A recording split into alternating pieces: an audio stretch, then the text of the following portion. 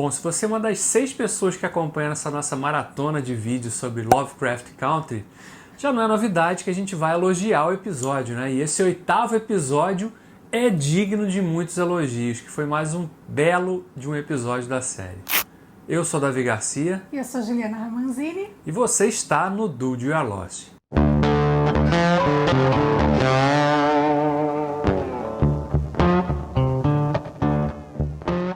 Uou, aconteceu tanta coisa nesse episódio. E eu tô pra dizer que me causou alguns pesadelos, porque aquela dupla que apareceu nesse episódio, eu confesso que eu me arrepiava assistindo e deu um medo, gente. Eu sou muito cagona, já falei pra vocês, mas que pavor. Não, e isso é legal porque, assim, são personagens que surgem nesse episódio, né? Não é nem personagem, né? Porque elas estão ali na imaginação da Diana, né? E, assim, não tem sangue, não tem nada, mas a forma como elas aparecem... Que pavor, né? Aquilo, gente. É coisa... cagada. É aquela coisa saída de pesadelo mesmo, né? Nossa, parece bobeira, mas o negócio, eu assistia e me arrepiava, assim, me dava um medo.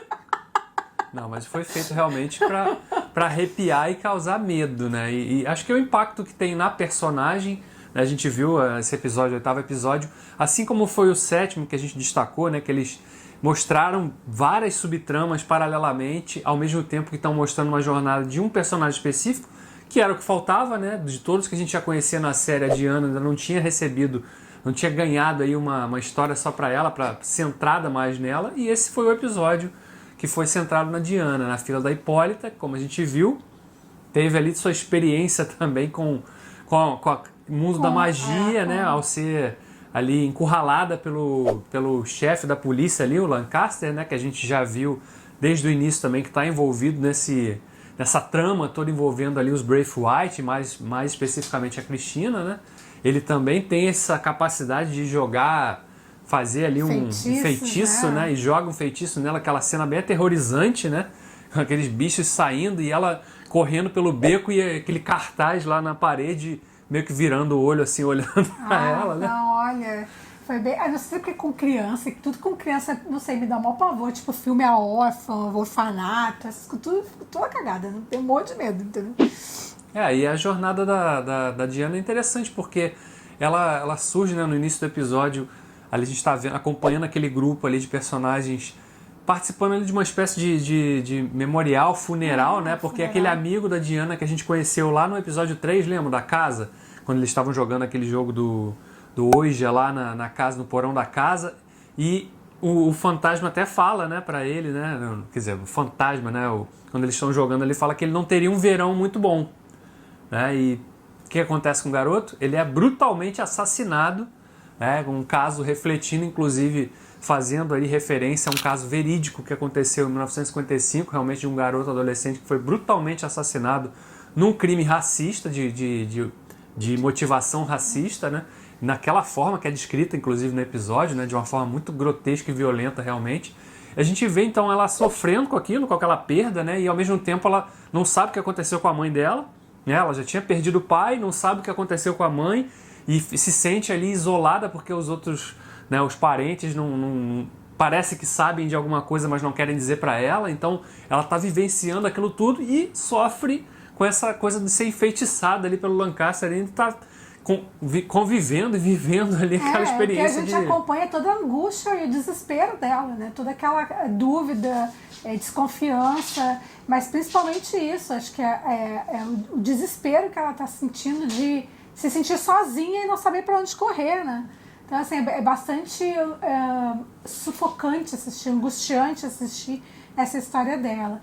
Em paralelo, a gente viu se desenrolando toda uma série de acontecimentos que provavelmente, né, estão aí abrindo e construindo o cenário para o final da temporada, né? Então a gente viu ali toda a trama da Cristina com a Ruby, a gente viu toda a história da... Ela interagiu com os 3 assim, personagens mais daquele núcleo familiar ali, né? Com a Ruby, com a Letty e com o próprio Atticus, né?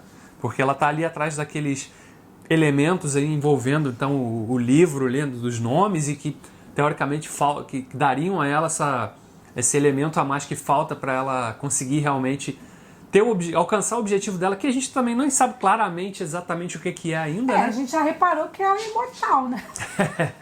Pois Aliás, foi bem emblemática essa discussão que ela teve com a Ruby sobre essa questão do assassinato, né, do garoto, sobre não sentir empatia, não se importar com a história dos outros. A própria Ruby refletindo sobre os próprios sentimentos, né?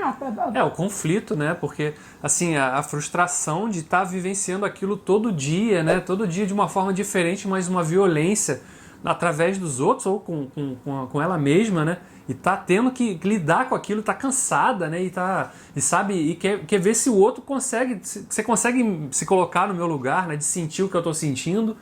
E aquela reação fria da Cristina, né?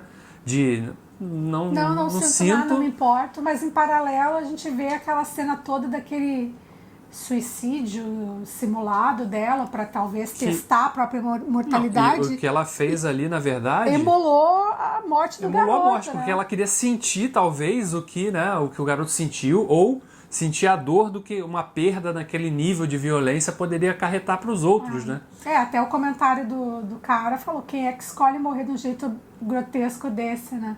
Então, ali eu não consegui realmente entender se era só uma inspiração bizarra que ela teve. Acho que a palavra bizarra não é a palavra correta, né? É grotesca, né? Que ela teve, uma ideia bem sem cabimento, ou realmente ela queria vivenciar aquilo que a Ruby falou pra ela, né? Que é se sentir, se colocar no lugar do outro e sentir essa empatia que ela não sente, né? A Cristina é uma personagem bem enigmática, né? Porque ainda não fica... Eu não consigo ainda dizer... Ela é a vilã dessa história, né? Porque ela faz coisas que aparentemente vão ajudar as vítimas ali de todo esse, né? Dessa violência constante do racismo.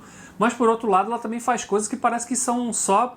Tá ajudando, mas porque ela vai obter um benefício que vai proporcionar a ela alcançar o objetivo que ela tem. Então é uma personagem muito dúbia em muitos momentos, né? Mas é interessante também, porque ela faz todas as cenas dela nesse episódio, né? Tanto dela com a Ruby, que foi uma cena realmente, uma sequência muito forte, muito pela interpretação da Ruby, né? Da atriz que faz a Ruby também, porque, né, ela transpira realmente aquele sentimento de frustração, de dor, né? De angústia, de estar vivenciando tudo aquilo. Revolta, né? Raiva. E por outro lado, a gente vê aquela outra cena dela com a Letty também, quando a Letty está ali também, né, numa igreja, né, a Letty que nem era uma pessoa, no início dessa história que a gente está acompanhando, ela não se dizia ser uma pessoa religiosa e estava ali pedindo a proteção pro Atticus, né, e ela acaba conseguindo uma proteção para ela também, quando ela ganha aquela marca, e que a gente vai ver no desfecho do episódio como se desenrola, né. E a gente vê também toda a sequência do próprio Atticus, né, tentando lançar o primeiro feitiço para proteger. Engraçado, né, ali a gente vê... Nesse episódio a gente vê muito o desprendimento dos personagens, porque estão todos tentando usar a magia como uma forma de proteger aquelas pessoas que eles amam. Então, assim, o pai do Atticus quer proteger a família, o Atticus quer proteger a família. Então é legal desenrolar disso, é que a gente vê que as motivações, a motivação deles é o amor pela família, né? E até o senso de sacrifício, né? Porque o próprio Montrose fala isso, né? Depois, quando eles meio que se reconciliam ali, né? Parece que o Atticus finalmente começa a aceitar entender o pai e tal. E o Montrose naquele momento fala, né? Eu vou fazer tudo que eu tiver que fazer para proteger você, né? Proteger meu futuro neto aí, porque isso tem mais um elemento que é interessante, né? Muito bom foi esse... A gente viu no 7º episódio, a gente discutimos até falamos, pô, será que a gente vai ver o George de volta? Porque já que o Atticus foi para uma outra realidade onde o livro Lovecraft Country foi escrito pelo George Freeman, mas não era nada disso, né? O George Freeman... Ele contou que ele foi, na verdade, pro futuro. Ele viu o futuro e viu o próprio filho, né? E que seria o autor desse livro, que aí até é o momento que é metalinguístico da série, né? Porque quando o Montrose pergunta pra ele, tá, mas como é que é a história desse livro aí? Aí ele até fala, não, a história é basicamente a história da nossa família com algumas diferenças, que, né, a gente nessa história não tem a Diana, tem o Horácio, né? Tem a Cristina, não existe, é um homem, que é exatamente o que acontece no livro. No livro é justamente isso, né? E o George permanece vivo no livro. Então, ele basicamente transpôs do livro para a tela essa ideia das diferenças ali para mostrar nesse sentido.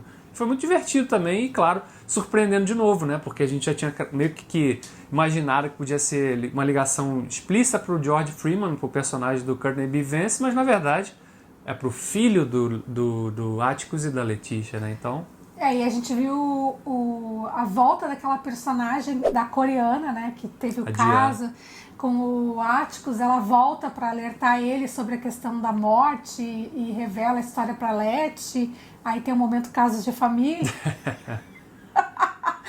Eu acho que esse momento em si não acrescentou lá grandes coisas ao episódio. Eu acho que é mais pra jogar uma pimentinha ali naquela reação da insegurança que os personagens têm, né? E pra mostrar que o Atticus também ele consegue ser babaca quando quer, né? Porque ele enxota a mulher ali, né? Fala, pô, some daqui, né? Some da minha vida e tal. Então assim, foi meio que sem...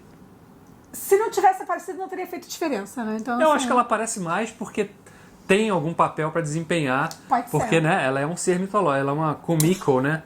Então ela pode, essa capacidade, essa natureza dela pode desempenhar algum papel nos episódios finais. Falando nisso, a gente viu ressurgir o monstro, aquele que a gente viu nos primeiros episódios, né? Agora meio que sob o comando do Atticus para proteger porque o feitiço todo que o Atticus faz com o Montrose ali, que supostamente seria para torná-lo invulnerável, né? E no primeiro momento ele, não deu certo isso aqui, né? Ficam até frustrados ali e tal, mas o desenrolar daquilo se desempenha mais, ele surge no final do episódio, aliás, né? Mais um momento, quer dizer, gore é o que mais respinga nessa série, né? E como eles gostam de arrancar braço nessa série, né? Sempre tem alguém perdendo braço nessa série. Sempre tem alguém se despedaçando, né? É uma coisa incrível. Mas nesse sentido, a gente sente até um certo prazer, assim, de ver quem são as vítimas ali do monstro, né? Porque, né, são um bando de racistas, né? Estavam ali tentando atacar os personagens que a gente tanto gosta e daquela forma, né? Porque foi legal também de ver que o delegado não conseguia entrar na casa porque tinha um feitiço que tinha sido deixado ali, né? Estava protegida e tal. E a gente viu que a Letty também realmente está vulnerável, né? Porque as balas se desviavam dela, né? Quando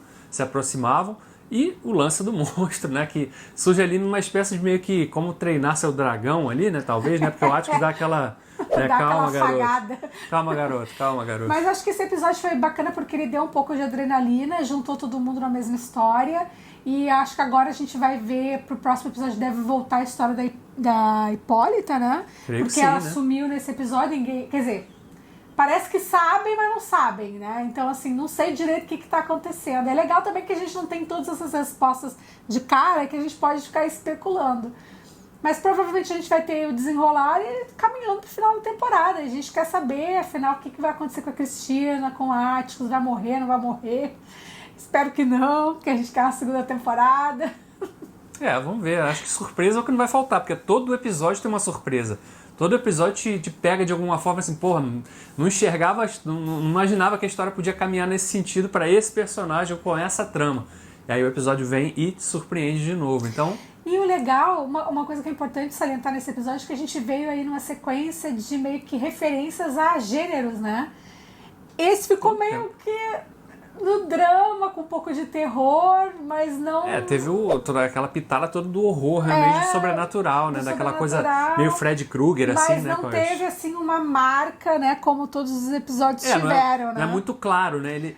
Porque eu acho que agora, nessa reta final, realmente tá tudo diluído, né? Os gêneros... Acho que agora é contar mesmo. Eu acho que agora vai contar mesmo o desenrolar da trama que envolve todos os personagens. Exatamente. E a gente, claro, vai estar aqui para comentar os 2 últimos episódios, torcendo para que você seja uma das 6 pessoas que continua acompanhando nossos vídeos aqui sobre a cobertura de Lovecraft Country.